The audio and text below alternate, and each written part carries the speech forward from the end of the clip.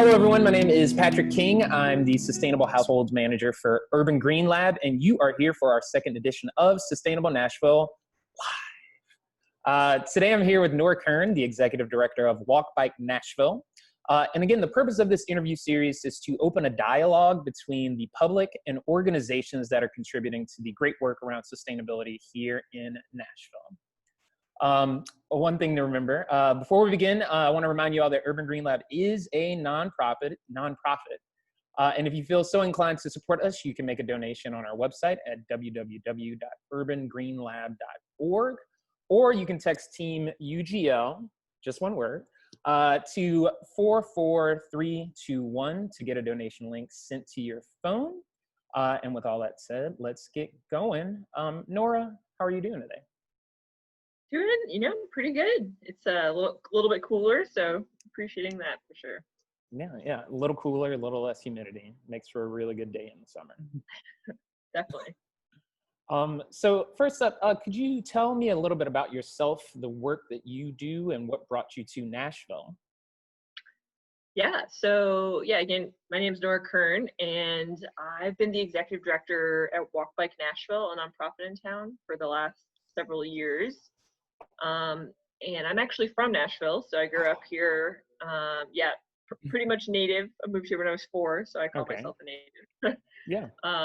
Native Tennessean, and went away for college and came back. And when I came back is actually when I first started to get involved with Walk Bike Nashville. I was really always interested in the city of Nashville and in sustainability, and in politics. And when I came back to Nashville, I get involved in those 3 different areas. And by luck or by fate, whatever it was, ended up at Walk Bike Nashville. And Walk Bike Nashville is an organization that is dedicated to making the city walkable, bikeable, and livable. So we're all about promoting green, active transportation options, and also just trying to engage the community in conversations about what it means our streets are for, what our public spaces are for, how we want our city to operate, and how we can look past a car-oriented society into a world that has lots of transportation options and green places and spaces for people to be outside.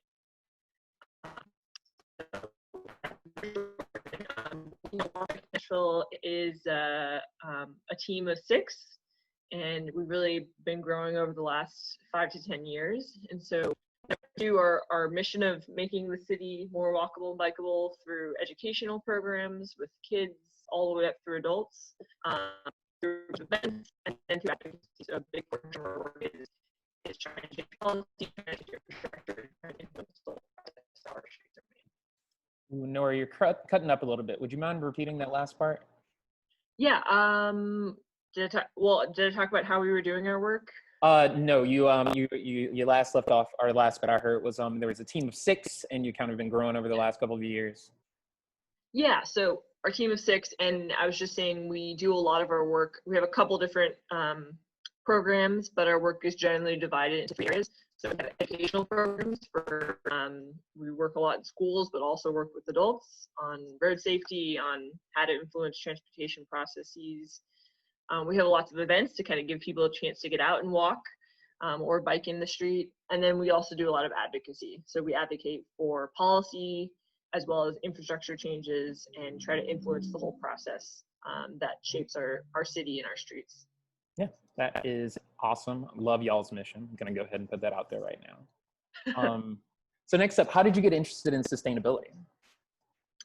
I don't know if there was one moment. It was definitely something I learned a lot about in school growing up, and then in college, took classes about climate change and the impact of our lives as we know it on the planet. And so it's something that's been with me for a while.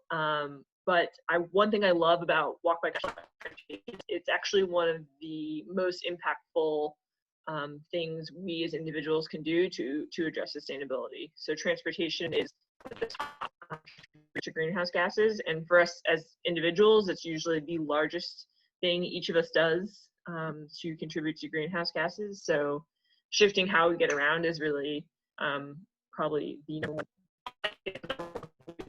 to reduce our carbon footprint. Yeah, and I'm sorry, you're cutting out a little bit there as well. What was the last bit? Oh, I was just saying that transportation's one of the largest contributors to greenhouse gases, and for us as individuals, for most people, their largest section of their carbon footprint comes from their transportation, comes from driving around. So it's kind of I think one of the most easy and direct ways we can all impact our own carbon footprints. Yeah, for sure, for sure. And you kind of already touched off on this, but how does your role intersect with creating a sustainable community in Nashville? Yeah, well, I mean, I think Nashville is a car city, and as such, we as a city are producing a huge amount of greenhouse gases, and so transportation is a huge part of that. And in order to shift how we get around and reduce the number of single occupancy vehicle trips, and reduce the number of miles traveled, and reduce the number of we have to be providing other options. People still have to go to work, people still have to get to school. And so walking and biking are two really great options. They're not the only ones. And we also work a lot with transit, because that's kind of goes hands in hand with walking particularly. But yeah, we're all about how do we make those options available, safe, and palatable to people, so people are willing to change the option out there. Yeah. And you're kind of touching off on a lot of the questions that I'm going to be following up with, but that's perfect. Yeah, just the transformative power of transit. Yeah, I mean, No, what were you saying? Oh, well, I was just going to say, I mean, I think transit is transformative in a lot of ways, as well as walking and biking. It's not just about sustainability. That's certainly a major driver, but it's also about connecting people to places, and making sure people are safe when they're moving through all of our public spaces. Yeah, for sure. Are there any misconceptions that people have about your organization? Yeah, I mean, I think probably bicycling in particular has a lot of misconceptions. A lot of people think, when they think of bicycle riders, they think of spandex-clad warriors, people who are out on fancy bikes, going long miles, usually thinking about white people. And I think that really misses a lot of what bicycling is for a lot of people today and also in the future. Bicycles are just a tool. It's a really efficient way of moving around without having a motorized engine.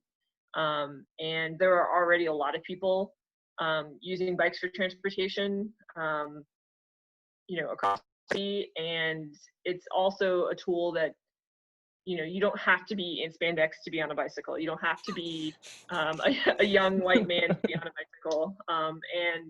And so the more we can kind of shift our perspective of bicycles and what they can mean for people, I think the better for all of us. But I think there's definitely a lot of stereotypes around what it means to ride a bike. And then walking, interestingly, kind of, I think, has the opposite stereotype. Definitely in Nashville, where we don't have a lot of people who walk. Sometimes there's some stigma attached to walking. So we don't create places that are very dignified to walk. Often we don't have sidewalks, they're not shaded, they're right up the side of a busy road. And so we really want to say, we want it to be safe and comfortable and enjoyable to go to walk. And it shouldn't be something you do because you can't afford a car. Yeah, totally agree with you. Next question is, what is one question that you hear often that you wish everyone knew the answer to? Ooh, that's a really good question. Well, probably one I hear a lot is, why don't we have any sidewalks in Nashville? That is a question I'm going to be asking very shortly. Yeah, I think it's something a lot of people can relate to. Only 19% of our streets have sidewalks. So that's a great number. Live in Nashville, you don't have a sidewalk on your street. And yeah, it's a complicated question. I mean, it's both complicated and very simple. Our sidewalks were largely developed originally during the development of our city. So when we build neighborhoods, that's when we could have or should have built sidewalks. and most of the existing sidewalks we have were those neighborhoods. Mm-hmm. So it goes a lot back to, it's interesting because it really goes back to policy and policy changes that were made in the 1950s to stop requiring sidewalks. But that's a popular one for sure. Yeah, and I have like a couple of questions that kind of book in with that, so we can talk more about it very shortly.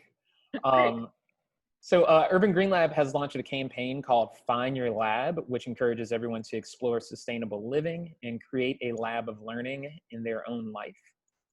Can you tell us what you're currently working on personally to live more sustainably? Oh, good question. Well, I mean, a big part of that, of course, is transportation, and I always am challenging myself to figure out how to not drive. I think in some ways it's easy these days because a lot of us aren't going to work. I'm still working from home. Mm-hmm. And so thinking about how, my reduction in carbon now, because I'm not driving as much, could be if and when the world starts to move around more. So I think that's a big one. And then another one I think a lot about these days is just as it gets hotter, how can I limit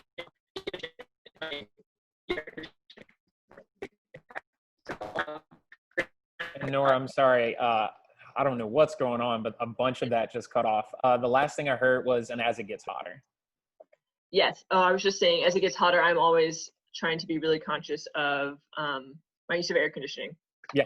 And it's definitely a tough thing of living here in Nashville. Yeah, I've recently got a smart thermostat, and also just recently got used to being a little bit warmer than I might be used to be comfortable with during the day. But yeah, that's also something I'm personally working on as well. It's just not using the AC as much. Yeah. So Walk Bike Nashville's mission is to work toward building a more walkable, bikeable, and livable Nashville.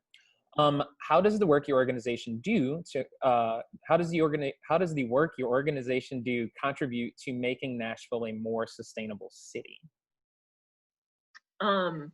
Yeah, I mean, I think it just goes back again to reducing our reliance on cars that people are in by themselves, that are dependent on carbon intensive fuels. Mm-hmm. And I think one important thing that people often don't think about is that our transportation choices, some of it's a choice. We call them transportation choices, but for a lot of us, it's not really a choice. Mm-hmm. Whether or not we're getting in the car every day or we're taking the bus really depends on the world around us. What infrastructure is there? What options are out there? What is the fastest, convenient way to get someplace? How are cities built? How spread out we are? And so I think all those things are things we're trying to think about, so that to moving away from a car dependent society is not necessarily just telling everybody to be a good person and ride their bike, because that's not a very effective tool. A lot of people don't have that option. So how do we keep that option so that the safest and the easiest option also is the green option? Mm-hmm. And so that's something we're thinking a lot about and kind of influencing and changing the shape of our city. Okay. And so this one is really direct. How does the percentage of streets with sidewalks in Nashville compare to other cities of our size? Pretty bad. Yeah, I mean, we're definitely probably worse than most of our peer cities, if not all of them. I don't have an exact stat there, but I do know if you look at Memphis, if you look at Indianapolis, if you look at Charlotte, like those all have considerably more sidewalks. And again, it's really interesting just to look back at how the policy changes and our history as a city have really impacted our sidewalks. So,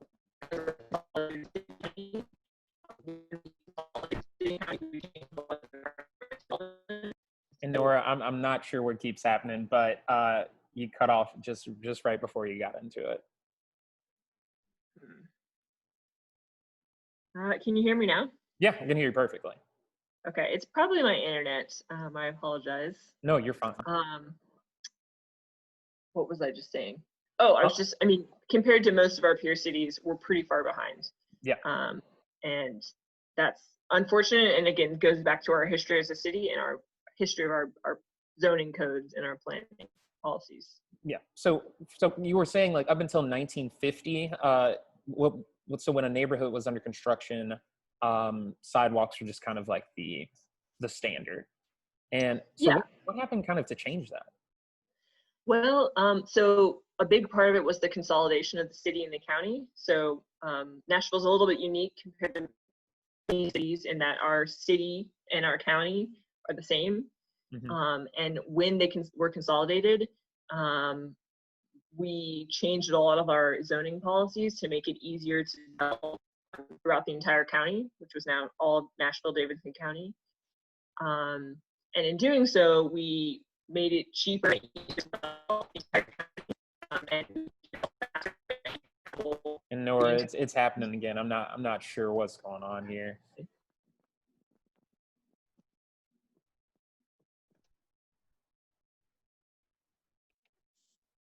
Can you hear me now? Yeah. Okay, I'll try these. Maybe they'll be better. Maybe not. Fingers crossed. Fingers crossed. But where we last left off, you were kind of talking about what kind of changed from Nashville being a city to kind of being consolidated into a city, county-wide city. Yeah, so that happened in the midway through the century, which was also when cars became really popular.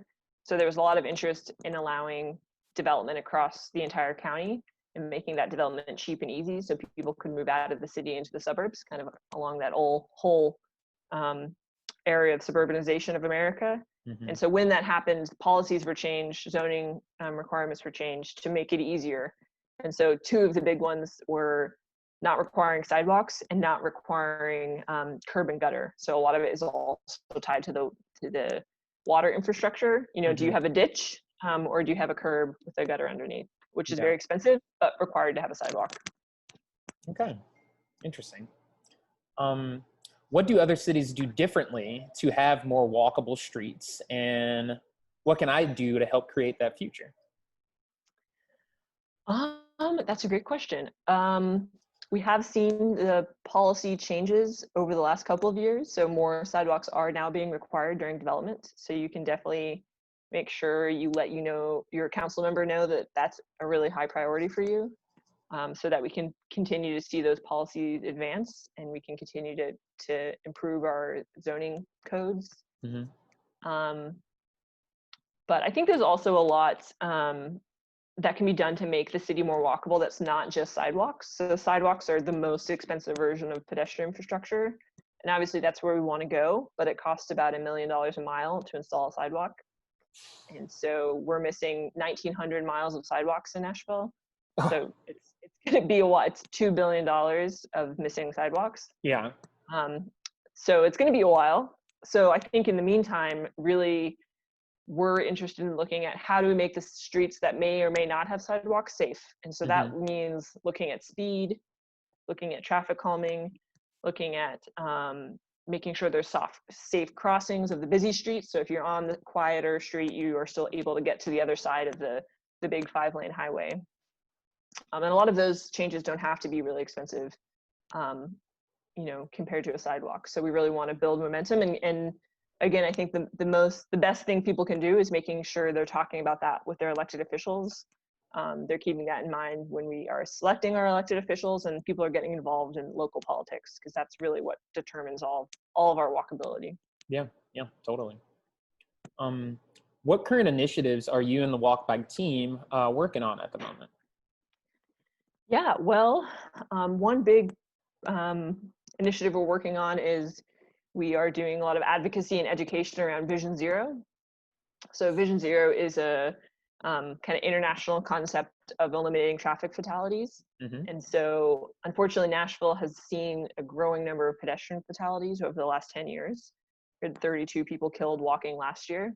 Mm-hmm. And we know that before we can talk about getting more people out walking, having sustainable transportation really be an option, that has to be safe. People aren't going to go walk willingly, and we have to make sure we're protecting the people who are out there now walking on our streets and riding the bus. That should be a really high priority for all of us. Mm-hmm. And so we've been engaging a lot of conversations. We have an educational webinar series. If people want to join in, the information is on our website, really talking about how do we get there? How do we get to the vision zero of zero traffic fatalities here on our streets in Nashville? Yeah. And if I recall so correctly, there's the Vision Zero webinar coming up in a couple of weeks. Yeah, that's right. I think in 2 weeks, June 23rd. Okay. So that one's all about crosswalks. Yep, I will be attending that one. Great. Yeah, because where I live was one of those intersections where unfortunately 2 people lost their lives last year. So, yeah. Yeah, and I think, it's something we really want to see some urgency in addressing. Yes, absolutely. So several cities, including Nashville, have instituted slow street initiatives.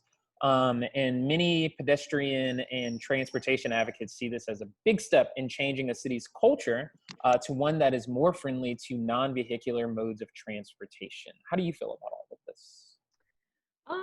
Yeah, I mean, I think generally slowing down car speeds is one of the best things we can do to make everybody safer, and to make our streets more inviting, particularly for people who aren't in giant metal boxes, so those on foot or bicycle or riding the bus. So speed reduction is a huge part of how we make our streets safer. And the Slow Streets program was kind of a unique opportunity to say, we know a lot of people during the COVID pandemic are out walking and biking, and we want to make sure they are safe and they have places to do that safely. And so let's take some of the streets in Nashville that had already applied for traffic calming and see if we can kind of do a temporary traffic calming there. So we have a broader traffic calming program that neighborhood associations can apply to. So I think it's a really kind of a great test of how do we do that? How do we make neighborhood streets safer? How do we slow cars down? And so I hope we can continue similar things to figure out how to make our streets safe for people who are out, not in a car. Yeah. Let's see here. So what are some of the things that you believe Nashville can do right now to make transportation, both public and pedestrian, more accessible, equitable, and efficient? Ooh. And if it's a little bit easier to answer, imagine you had a magic wand. Magic wand. Yeah. Budget constraints weren't a concern. Well, if budget constraints aren't a concern, definitely one really important step would be to improve our transit system and fund transit in Nashville. So Nashville's one of the only cities our size that doesn't have a dedicated funding stream for transit. And that means we're always going to be hampered at providing service that really serves people's needs of getting somewhere quickly, efficiently, and reliably. And so the We Go Nashville has a plan called the Better Bus Plan to improve service and make it more competitive with driving. And that's, I think, a super important step for moving our city forward and giving people options. So funding transit would be a great first step, and something we're really interested in supporting. I do think another kind of really important conversation that we're seeing in Nashville and across the whole country is also looking at policing, and looking at what it means to be safe on our streets. And so, we talk a lot about safety, but safety means different things to different people, and safety means something different if you're Black than if you're white. And we've seen that really play out more and more. So I think those conversations are really important. If we want everybody in Nashville to have equitable access to our sidewalks, to go jogging, to be in their own neighborhood safely, if we're not talking about what it means to be Black in public space and what the role of enforcement should be in our cities, I think we're kind of failing to have that full conversation. So I think that I'm glad to see our city talking about that, and we hope to be even more a participant in those conversations moving forward. Yeah, for sure. I was going to ask you about that, just because, earlier we touched on like the transformative power of walkable, livable, bikeable cities. But specifically for marginalized communities, this could be having a walkable city, having a bikeable city, having a city that has, a dedicated budget to transit that is equitable, is life-changing for folks, Yeah, I mean, I think it is. There's so many benefits to everybody. You know, in terms of access to the city, to be able to feel like you can go out and be on the street safely. You know, the everything from access to schools and jobs, like Hmm. the Nashville Community College, one of their number one reasons people don't graduate is because people lack transportation to get to and from school. Yeah. So, you know, if we want to advance, you know, continuing education and higher education, we have to make sure people can get around. If we want to make sure people have access to jobs, you know, if you don't have a car in Nashville, you're so limited in where you can work and what you can do, without having to spend 2 hours on the bus every day, Yeah. or you know, an hour or two walking. And that shouldn't you shouldn't have to have a car to be like a full citizen of our city. And so yeah, I think there are a lot of ways it really ties. It's kind of an essential next step to being an equitable city, is making sure everybody has access and feels safe, not being in a car. Yeah. Yeah. It designing cities for the people who live in them instead of the people who have cars. Yeah, exactly. Yeah. um, and I think, yeah, more and more we're seeing people who don't have cars being displaced Hmm. to the edges of our community because it's cheaper. Yeah. And I think that has huge impacts on if you live in a one or no car household and are, um, you know, being pushed out of the urban core where you might be able to bike a place, or you might be able to walk somewhere. um, you know, that's going to have really big impacts on your ability to thrive as a, you know, part of our community. Yeah. Couldn't agree with you more.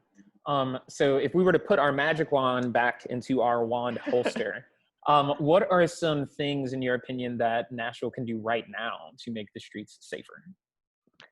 Yeah, I mean, I think one area we're really interested in is, improving crossings of our Hmm. major streets and making, those improvements quickly. So, the 85% of all pedestrian fatalities in Nashville happen on our major state arterials. So on Gallatin, Hmm. on Nolensville, on Murfreesboro, and Old Hickory Boulevard. And you know, you don't have to be a traffic engineer or a genius to figure out why those streets are unsafe. You have people who are walking there, riding the bus, going to grocery stores, and those streets are nearly impossible to cross. And you Yeah. have cars traveling 45 miles an hour. People are trying to cross the street at night because they have to get to the other side, you know. And that's something that we should have everywhere. You should never not be able to cross a street safely in a business district where we have houses, where we have bus stops. And so that's, I mean, it's expensive compared to doing nothing, but it's actually pretty cheap compared to building sidewalks or building a light rail, or doing many other things. So how can we identify those locations and then move forward and make that a priority to, make our streets easier to cross? Yeah, for sure. Couldn't agree with you more there. Yes. Um, and we got one more question here. And I feel like you've touched off on this throughout our interview here, but what is your sustainable vision for the city of Nashville? Oh, that's a good question. I mean, um, I'm currently on the city's or the mayor's sustainability advisory committee, so we've been Hmm. having a lot of good discussions about our goals. I definitely think a vision for Nashville would be one where we can reduce our city's carbon, footprint by shifting our mode share. So looking at having, right now we have 90% of commute trips in, cars. So how Hmm. can we shift that to be 75, or 60? So that's one vision I have. And then I think, yeah, more and more, I just want people to have the choice. You know, we're not asking everybody to ride their bike everywhere they go 100% of their time. Hmm. We don't think that's a very realistic future, or you know, lots of people don't want to ride bikes. But how do we give people a choice so that they can safely and efficiently ride the bus, take the bike, walk somewhere, and still be able to have that full life and full and safe life in our city? Yeah, for sure. Well, Nora, thank you so much. And if the viewers have any additional questions or want to get in touch with you or anyone at Walk Bike, is there a best way to go about doing that? Yeah, we can always get in touch with me, Nora at walkbikenashville.org, or with the whole team, which is info@walkbikenashville.org. And of course, we have a website, so you can always Google us and find those emails or additional resources about what we have going on. Yeah, for sure. And before we go, are there any events or anything like that you wanted to plug? Yeah, I will plug that next Vision Zero session we have about crossings and crosswalks. Mm-hmm. And we have some other things that we should be releasing some info about in the next week or two, but it's still a little top secret. But okay. we are hoping to have some return to some types of events here in a little bit. Okay, without giving too much away. Yeah. Love the secrecy. All right, everybody, that's going to do it for our second edition of Sustainable Nashville Live. Next week, we're going to be interviewing Allie Miller of Turnip Green Creative Reuse. If you have any questions for me or Allie, feel free to email me at patrick@urbangreenlab.org. Also, if there are any other organizations you would like to learn more about, feel free to email me. And that email address again is patrick@urbangreenlab.org. And until next time, live sustainably.